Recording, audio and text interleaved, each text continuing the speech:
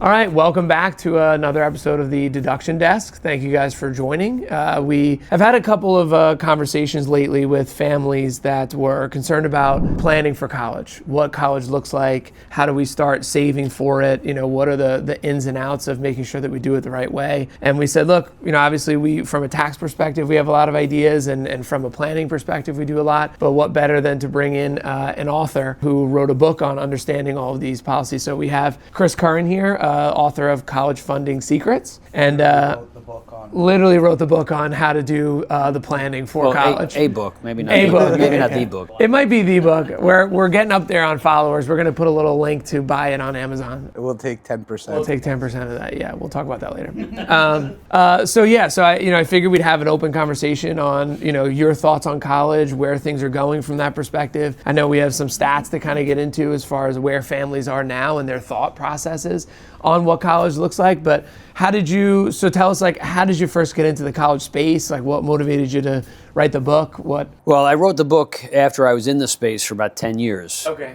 So the book was just kind of a compilation of all my experiences with families, but I started in the college funding space out of necessity because I had two young kids, and I had been in the financial world for, I guess it was up to that point, it was almost 20 years, really. Yeah. Doing what we all do in the financial business, retirement planning, life insurance, estate planning, and it was when my daughter was 10, my son was 6, and my wife said, "So how are we paying for college?" And naturally, she's asking me because I'm a financial guy, right? And I had no answer. You were like, "I don't know." I had no answer. I said, "Well, we have a 529. We put some money in it when the kids were born, and that was the extent of what planning was back then. It was college planning was open a 529 when the kids were born." Yeah. But it was at that point I realized I really should know, because if my wife's asking, fine, we can talk about it. But if my client's asking and I don't have an answer, yeah, they're going to go find somebody else. So that began my journey into learning about the college funding space and what was involved in really planning for college, other than just, hey, open a 529 plan. Right. So. Obviously wrote the book. Do you feel like it's obviously had an impact on business? Oh yeah, because what happened was, even before the book, as I educated myself about college funding, and at that time there really wasn't a lot of training from the financial institutions about college funding. Everything was focused on investment and retirement planning, estate planning. So I went out and found the resources. I went out and joined associations, went to seminars, read dozens of books on college funding, and became kind of, in my firm, the resident expert on college funding. So what happened naturally was, when other advisors that I knew had clients with questions, they would say, "Hey, Chris, could you come and sit down with my client and talk about this with them?" Yeah, smart. So that really, when my workload exploded, right. My client base exploded, which was great, was doing a lot of joint work with other advisors, and it helped in accelerating the process of learning about it, because really the only way to learn about anything in real is to do it. Right. And be in the mix. And so I was working with,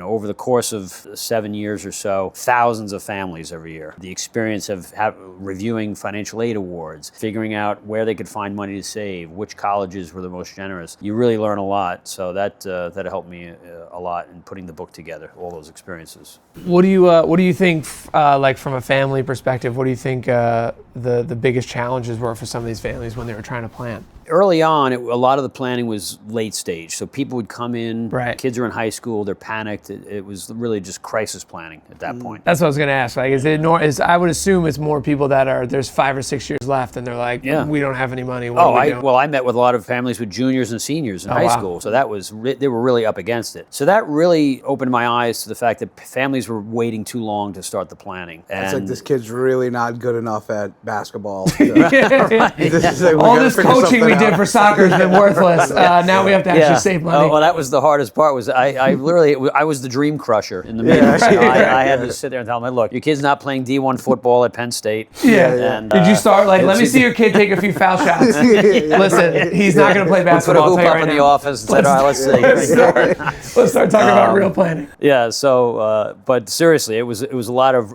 reality checks with parents at that point, and not only just in, "Hey, your kid is special to you, but not to everybody else. So Right.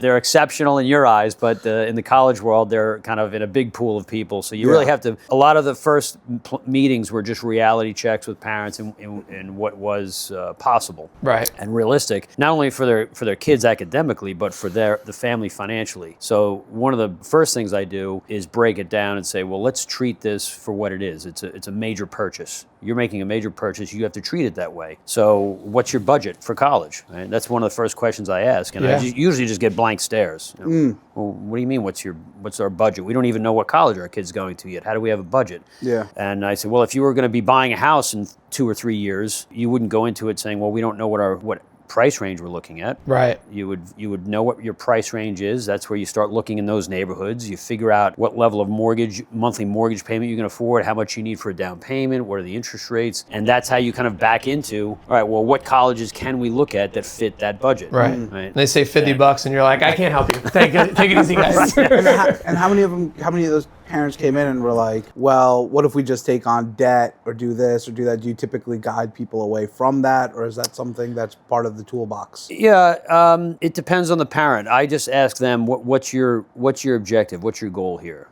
Because it's not up to me to tell them what they should do. It's up to them to decide. Where does college for our kids fall on the priority list? Yeah, how important is it? Right, and it's What are usually they going to school for? good question, right? If they're going to school and they want to be a teacher, right? Great occupation, but you don't want to spend $80,000 a year at Villanova for them to go be a kindergarten teacher and earn, starting off at $40,000 a year. Right. So those things come into the equation, and again, it's treating it like for what it is. It's you're spending money for your child to acquire the skills to then go on and be self-sufficient. That's basically what it is. But it gets mixed up in all this emotion. Yeah. Right. So the hardest thing I have in dealing with parents is getting them to take the emotion out of the decision-making process and the planning. Damn, yeah, that sounds like the hardest part. And I actually saw something interesting recently too about how it was like an older gentleman. He was maybe in his 80s, and he was being interviewed by his grandson. And that guy had, the grandfather had come here from another country and, saved a lot of money. And his kids ended up having good careers. And then the grandkid, he's living in a nice house, and he's talking to his grandfather, and he's like, how'd you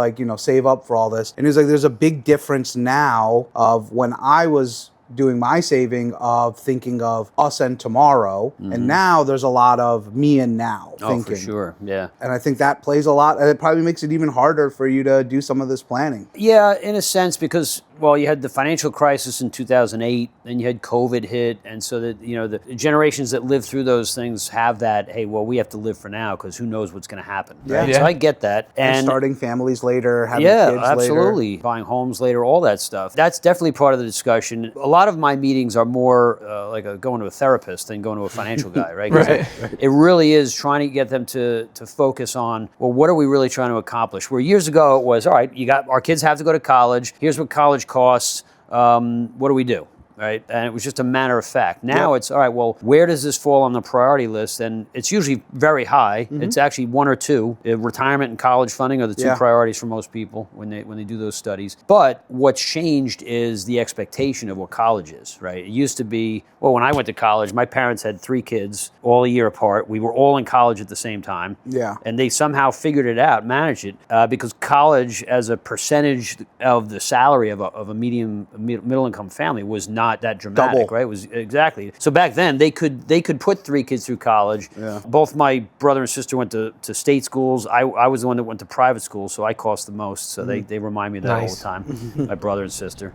But even then, they could afford to do that. They could make that decision without worrying, how is this going to impact our retirement for down the road? But the escalation in costs, we all know, right? The percentage increase in college costs over the last few decades has made it so that you can't just treat it like my parents did, which was, hey, you pick a college and we'll figure it out. Now the parents have to be involved in, well, what colleges are we looking at here? Right? We have to make sure that this child's not applying to colleges that are going to be way above the budget that we have in our head, right? So, and that's another big part of the planning, is having the family all get on the same page as far as budget's concerned. Yeah. right? Well, I think from reading your book, right, one thing that I thought that kind of stuck out that was important was the fact of getting your kids involved early. Them understanding that here's an expectation of what we're going to be able to pay. So as you continue to go through high school and learning a little bit more, your GPA matters more, what your SAT scores are going to matter a little bit more to you because you have some ownership of what it is that you expect to be able to do. Yeah. And I feel like from a planning standpoint with a lot of our clients, my conversation is, are we prepared for when your kids come to the table and say, I got in. Right. And you're like, what school is it? Yeah. And then you're like, oh God, I didn't even think about that. You've heard me say it before. That's the kitchen table scenario. Yeah. Right. That's where these decisions usually happen at the kitchen table, senior year. They've got all these offers from colleges on the table, and the child's looking at the parents saying, hey, I got into these great schools.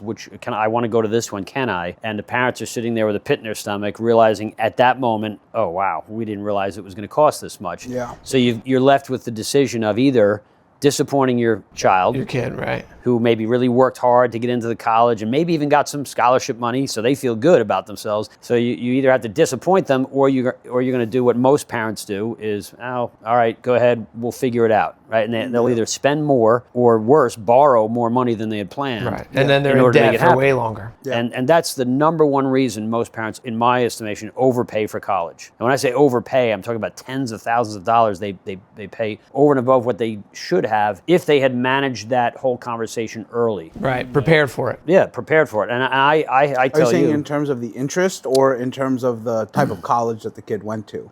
the type of college, yeah. Yeah, I always tell my own story. I saved $80,000 just on my daughter going to college, and it was because we had that conversation with her as she entered high school. Right. We said, here's our budget, which was essentially, my wife and I decided our budget would be the cost of a state school at the time. So you could go to any state school, you can go to any out-of-state school or private school that comes down into this price range, because if you do well enough in high school, you can get discounts, which are essentially scholarships, right? We weren't going to qualify for need-based aid, but for some families, that's an option too, is you can send your kid to an $80,000 a year private school and pay the same as a state school if your finances are arranged in a way that you qualify for need-based aid. And that applies to families, well into the six figures of income too. You don't have to be low income. There's also a website, Scholly, which I know I used when I was graduating, where they like kind of hunt down all these grants. Like I'm on a board of a charitable foundation that gives out like, 5 or 10 grand to a kid, like different kids. And you don't know how many of these things actually exist around you too. Yeah, there's a ton of websites like that out there. And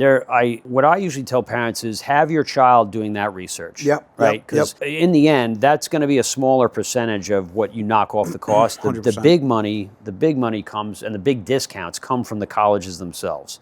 And that's something we call student positioning. So selecting the right college for that student to maximize merit scholarships is a big part of it, because a lot of people just miss opportunities or will cross off schools off their list just because of the sticker price, not realizing that school regularly discounts their tuition for B+ students. Might have been more affordable than the other schools you're looking at. Exactly. So they may not look at it. But that was the case with my daughter. Just to get back to that story about how I saved $80,000, was that we had that discussion. We let her apply to schools that were more expensive than a state school because we knew, based on my experience, that they were going to probably discount their tuition. But she wanted to apply to schools that I knew wouldn't. She liked the idea of going to NYU in the city.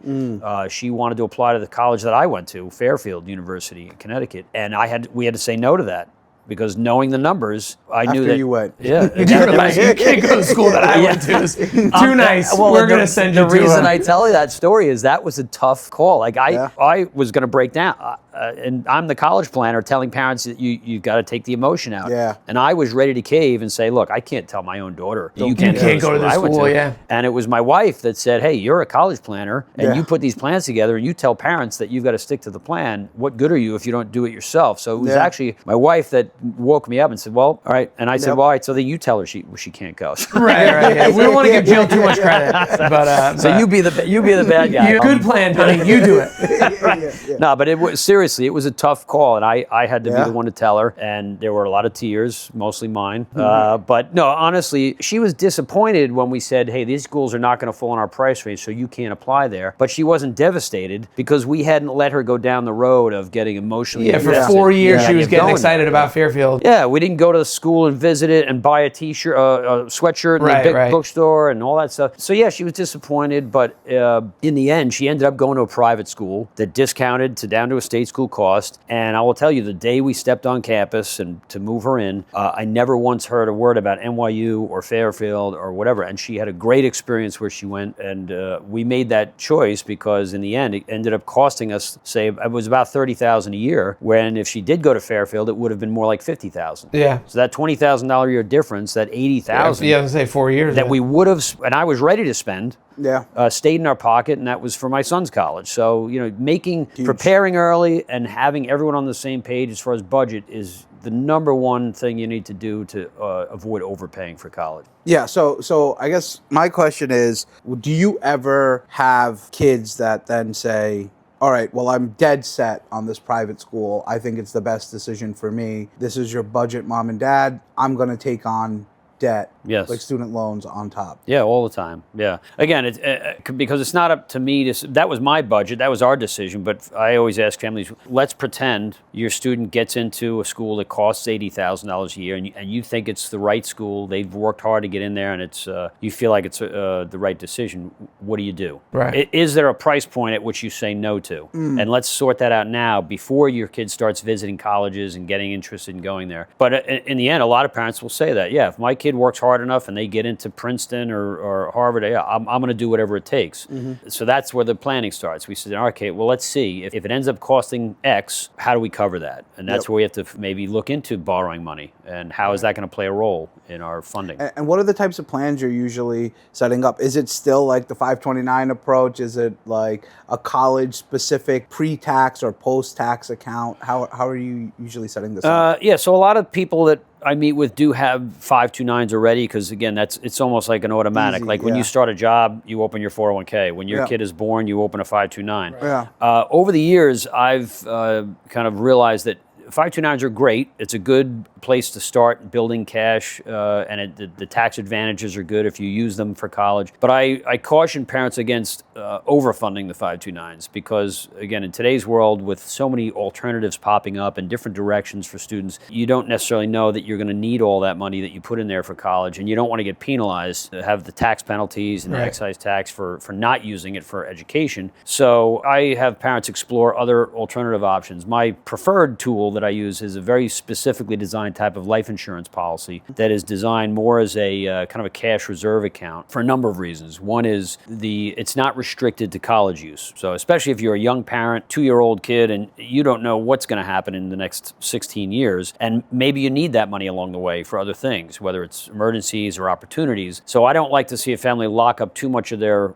cash flow or savings in something that's restricted to one issue. Same thing with retirement. If you're overfunding your 401ks and not leaving yourself liquid enough for those college years, maybe you're on a good track for retirement, but then it forces you to take high interest loans during the college years, how do you pay those off? You end up taking money out of your 401k later and paying them down maybe. So I think liquidity, control of the cash is very important in those child rearing years. And that's where the insurance contracts that I use can help. You can have the money liquid for whatever use. It's not restricted to any particular use or by age, but you still get the tax benefits that a 529 would if you design the plans right. You can have the money grow tax-free. Another nice side benefit of setting accounts up like that is that it can be excluded from the financial aid formulas. So we haven't really jumped into that much, but when the student applies to college, they're also filling out financial aid forms. And this is probably the most common question I get from parents when I meet with them is, hey, how do we get more financial aid? How do we get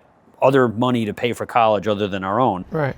And sometimes the answer is you have to arrange your finances in a way that makes you more eligible for need-based financial aid. And that goes to where you save money. Are you saving it in areas that the colleges consider available for college? And if you do, that's going to make you less eligible. So the more you save, the less needy you are, so to speak. Or are you saving it in areas that are excluded from those formulas and have no impact on financial aid? And that can sometimes be a nice benefit and make you more eligible for financial grants and scholarships. Is salary usually the biggest disqualifier for financial aid? Yeah, it's mostly driven, that whole process is mostly driven by income. So it's not, I don't want parents listening to this to run out and start liquidating their kids' accounts and hiding money everywhere, because in the end it may not make a difference, right? And it depends depends a lot on the schools you choose too. I mean, I see parents focus so much on, hey, how do we qualify for financial aid, and then the child ends up going to a public school and public schools don't really offer much. They're not very generous in terms of financial need-based aid or merit-based aid for that matter, unless you have low enough income to qualify for federal and state grants, which most families aren't. But you see, a lot of families, and I feel like this conversation comes up a lot. Like, what happens if my kids don't go? Yeah. Like I think anytime that I'm having a conversation with parents about planning, they're saying, all right, this, if it's a 529 or if it's insurance or UTMA or whatever, I feel like there's always that question in the back of their head of, all right, well, if my kid doesn't go to college, what's the exit strategy here, right? Do you get that often? Are you referring to 529s? Yeah, I'm just referring to in general. If they said, hey, I'm going to save, I want to make sure that I can give this to my kid regardless of the scenario. Oh, yeah. And I just worked with a client where we put a plan together where they had 529 plans for both children. Penny's like, I'm not going to. They weren't, Penny's not interested in college. She's like, I'm done. Forget it. She fell asleep about 1 I was minute working ago. here. Sorry, go ahead. So this family had 529s for both kids, and they weren't sure if the younger child. They actually were pretty confident the younger child was not going to go that path. Okay.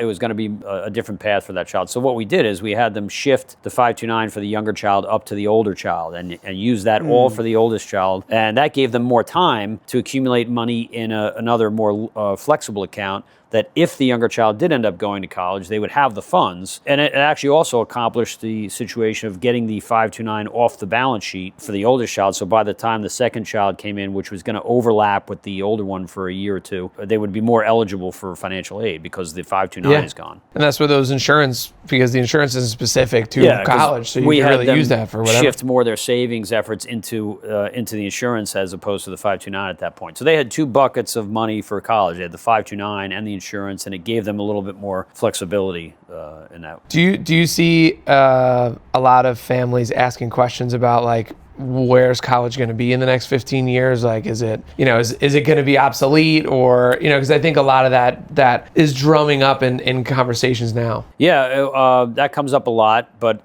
we were just talking about this earlier, that even though they're asking it, they're kind of hoping, hey, is there another way to go here that's not so expensive? Yeah. But really, they're still planning for the traditional path. I think at a this lot point, of the people pushing that narrative also went to college and their kids are going to college. Right. Right, exactly. Well, and I think, to your point, right, the statistic on, kids that go to college and have a job compared to the kids that don't go to college. Yeah, I think it was a $900,000 difference in earning for men. Yeah. And like 7 something for over women. their lifetime. Over the lifetime. Yeah. And then you go by net worth differences where it's like net of paying for college, it's still like in the 7s. And that's just earning. Yeah. Not what you make with the money by investing it or buying your house just earlier. what you've earned up and above that. So So from a return on investment standpoint, college is still the ideal path for most students. What I think has changed is it is no longer considered the path for everybody. Yeah. Right? During the Obama years, there was a big push that, hey, we need to make college affordable and available for everybody. Yeah. And it was,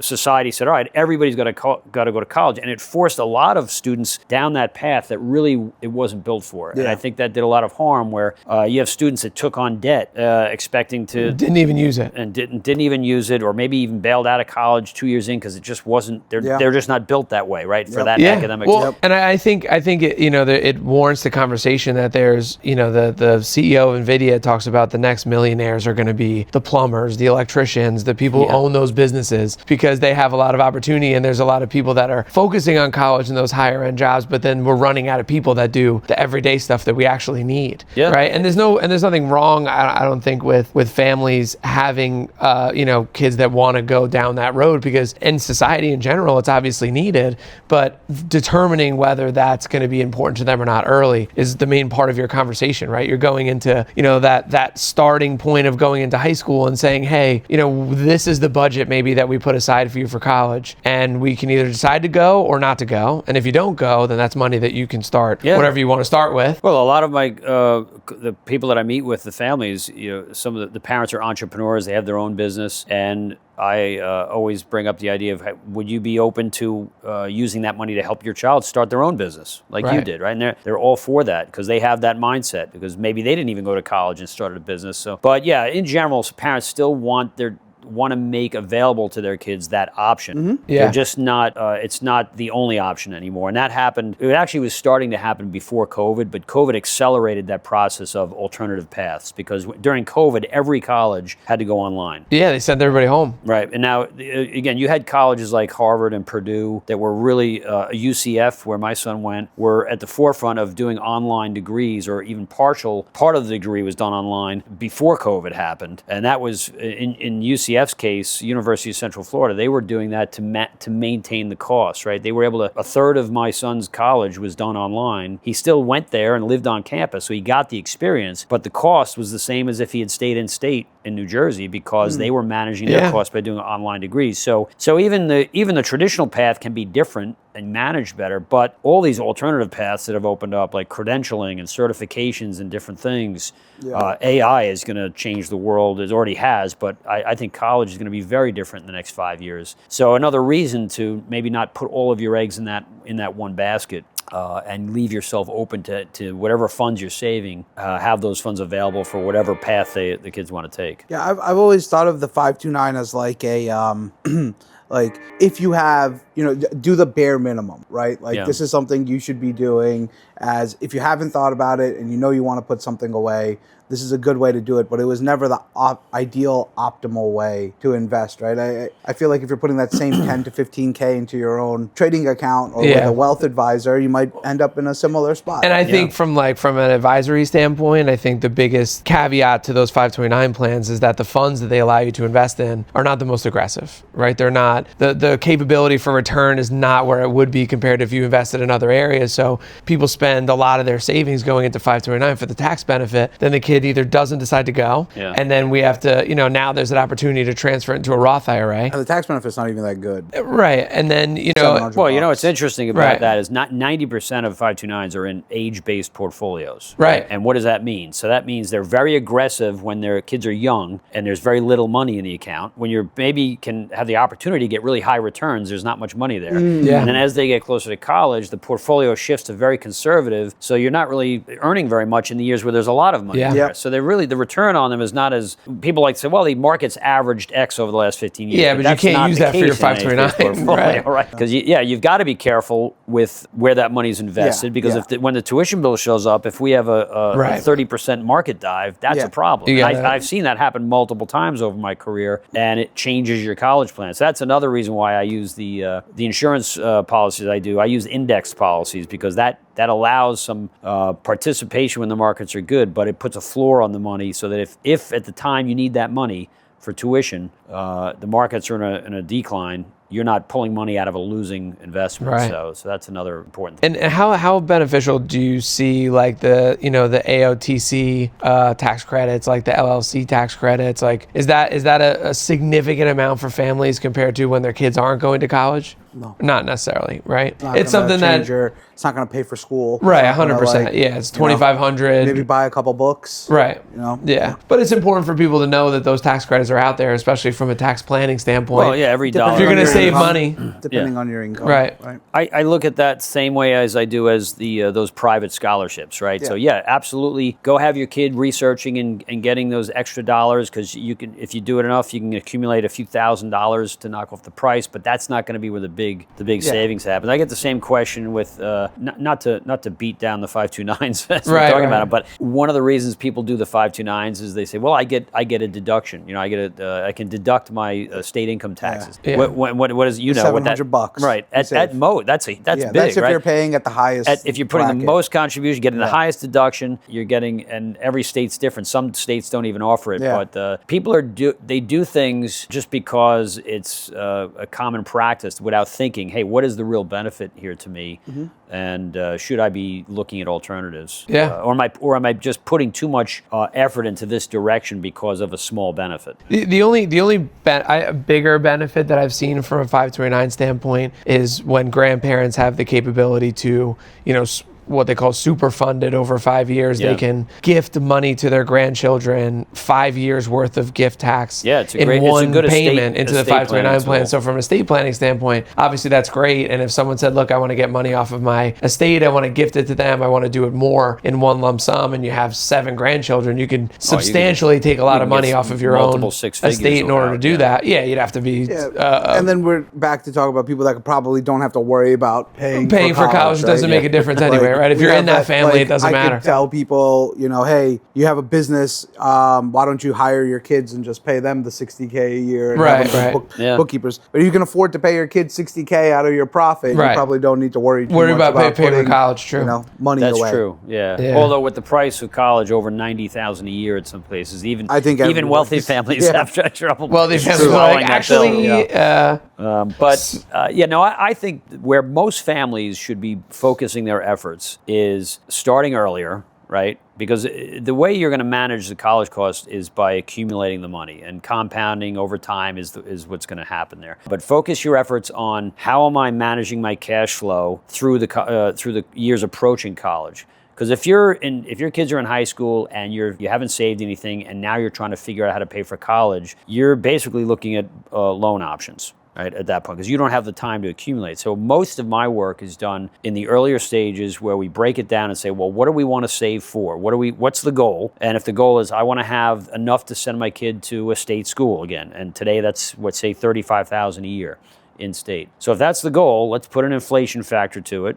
So when your kid is 18, that's going to be the equivalent of, say, $45,000. Now, let's work backwards and do the calculation. What do I need to be saving now on a monthly basis at a certain rate of return to have $45,000 per year when my kid is ready for college? And you just do the math, and you come up with a number. And if that number is $1,000 a month, now the work starts. All right, well, do we have $1,000 a month to save? Well, most families at a young age, maybe no, right? Some, yes. But if you don't, all right, well, where do we find it then? And then we start doing cash flow analysis, and we figure out where is cash flowing right now that might be able to be redirected at some point. I work with a lot of young families where they're paying $2,000 a month in daycare costs. Right. All right, well, the first question I ask is your child going to public or private school? They say, well, all right, well, what's going to happen to that $2,000 a month when they come out of daycare and go to school? Yeah, there you And Yeah, Starbucks, X, BMW X5 instead of the X1. Yeah, You find somewhere to put it, right? We've talked about that. It's Parkinson's law, Right. right? That's the economic theory. It says the more income you have, the more ways you'll find to spend it. So the Case in idea point, is, me.